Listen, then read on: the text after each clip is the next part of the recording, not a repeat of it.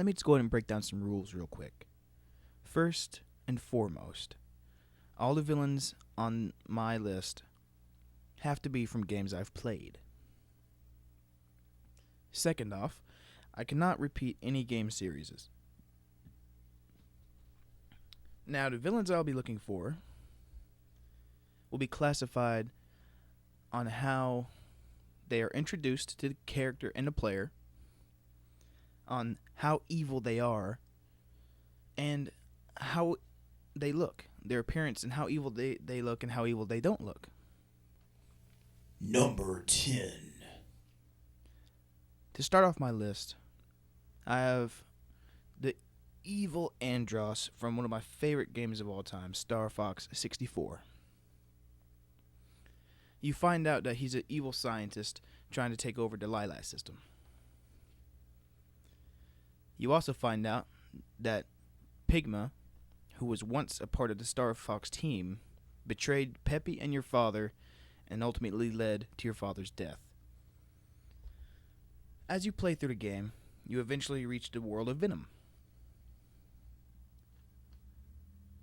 When you get to Andross, you go through a battle, shoot off each one of his hands, you start attacking that big old head of his, and you realize there's a robot underneath.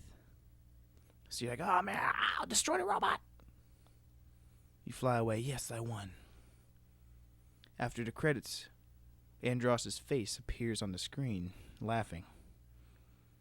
Then you realize you had to go through the game and beat the left side of the Lilac system, the hard levels.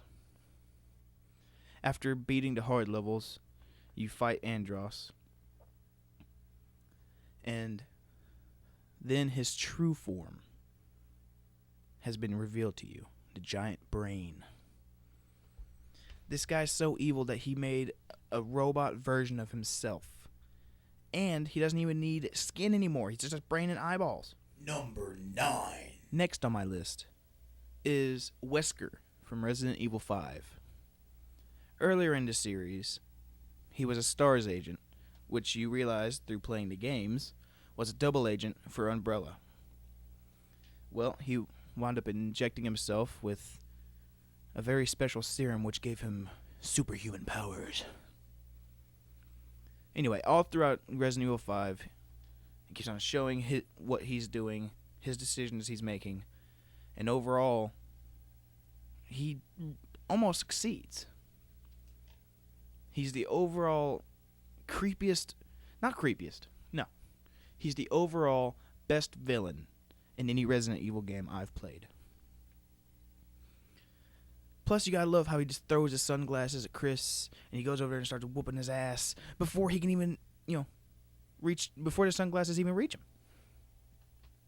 Anyway, his overall plan is to destroy the world and rule over it with the Ouroboros virus, which he winds up injecting himself with at the end. Too bad it didn't work out. Number 8. Now, many people might not agree with me on this next entry, but I had to put him because he was so terrifying for me when I was younger. Clockwork from the Sly Cooper series. When I first played Sly Cooper, it was the second game, and I really loved it. I enjoyed it a lot, and it gave a lot of flashback and history from the first game, and Clockwork was pretty terrifying to me. Of course, you gotta love the whole gimmick of how an owl is arch enemy of a raccoon, bird versus rodent. I like that.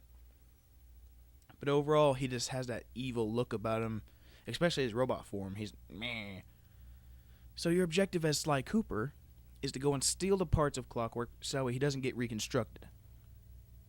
I take it you fail. But Clockwork's pretty evil, and I've always really enjoyed him. Number 7. Number 7 has to go to Giovanni from Pokemon. Leader of the infamous Team Rocket group, and the 8th gym leader you have to face before you can complete your quest. Giovanni has a lot of stuff going on in Pokemon. You keep foiling his plans. And he hires a team of scientists to genetically clone the DNA material of Mew and make Mewtwo. Thanks to him, the most powerful Pokemon on Earth is made, and he's going to try and use it to take over the world. Wow.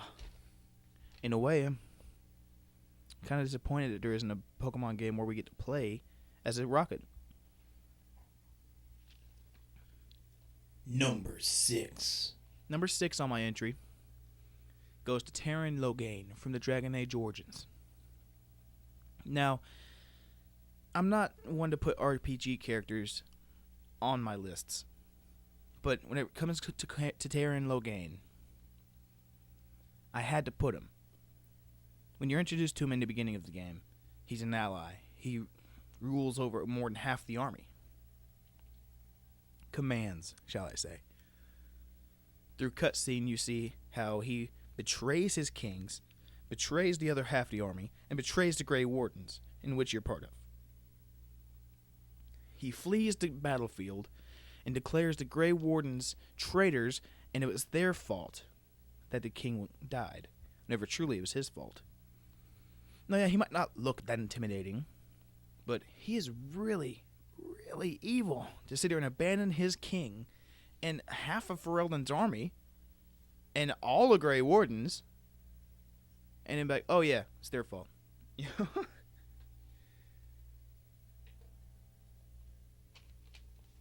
We all love to hate Logain.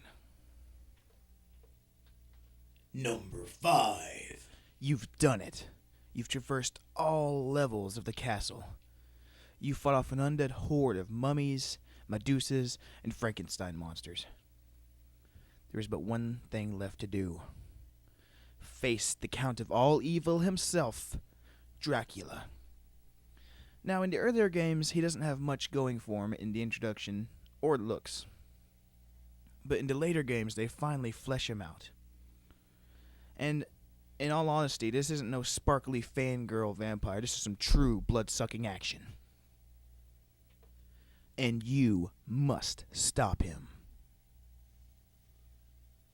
Number 4. Number 4 belongs to the king of all evil. The fallen from Graceful. The fallen angel. Lucifer from Dante's Inferno. Now, the only reason he's not higher is because I didn't enjoy Dante's Inferno that much. I thought it was a carbon copy of God of War. But I did enjoy how evil Satan turned out to be. They did the best impersonation of Satan through any game I've ever seen. It turns out that Dante breaks a vow to his woman. She gets taken to hell, and Satan turns her into his queen. So at the end of the game, you get to fight him. Don't know why they made him look that way, but I guess it works. Number 3. This next entry is from one of my all-time favorite game series. Number 3 on my list belongs to Rodrigo Borgia, the Spaniard, from Assassin's Creed 2 and Brotherhood. But I'm talking about from number 2. No, yeah, Cesare Borgia is one hell of an enemy, and he almost made my list. But if it wasn't for the actions and plotting and scheming of Rodrigo, Ezio wouldn't be the way he is. Most likely, he wouldn't have become an assassin until way later down the line, after the plans and scheming of Rodrigo had come forth. At first, he doesn't look that menacing. But then you realize, no, yeah, he's an evil character. He's extremely evil. He'll sacrifice his own people to achieve what he wants. Introduction in this game, perfect. And later on, as it turns out, he becomes the Pope. So even his looks are misleading. You wouldn't expect the Pope to be evil. But he is. And he deserves number 3. Number 2. Next up, is a true god amongst men. Ares from the God of War series. Now, like Rodrigo, thanks to Ares' actions and plotting and scheming, he made Kratos slaughter his own family, essentially turning him into the world's greatest warrior. Now, it's revealed through God of War Ascension that Ares was trying to make the world's best warrior to help him overthrow Zeus and all of Olympus.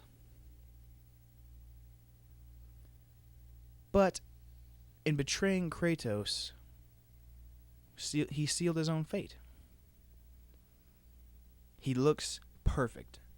If you look at some of the art design sketches of Ares in the earlier making of God of War, he doesn't look good at all. They nailed him right on the head. Introduction in this game, perfect. He's at colossal size, destroying Athens, and you're this little man. And you already know, right then and there, yep, I have to fight this guy.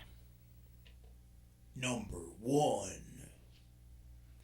And the number 1 spot on my list belongs to Ganon / Ganondorf from the Legend of Zelda series.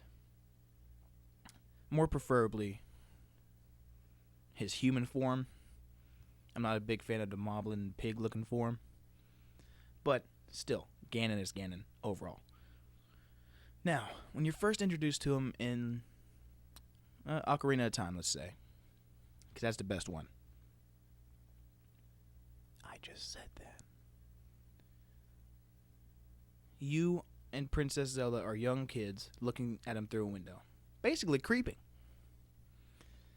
He's basically swearing loyalty to the king, and he looks over at you and smirks, and you just know right then and there that he's evil because he has that look.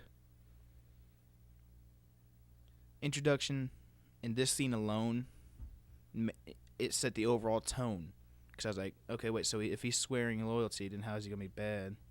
And then, if you look at stuff like, Jafar betraying the Sultan, you would know. And finally, his level of evil. He is a true mastermind when it comes to this field of expertise. He knows that without Zelda and Link, he would not be able to enter the Sacred Realm and take over all of the world. So what does he do? He lets them think that they're winning. He lets Zelda get away. He lets Link live and enter the Temple of Time. Because he knew that he needed them.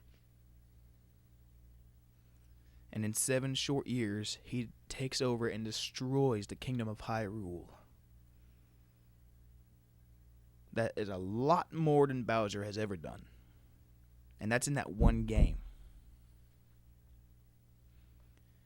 Ganon deserves the number 1 spot on my list, and he deserves at least top 10 spot in anyone else's list. Thank you for watching my video. Make sure to click the annotations on the screen for more fun.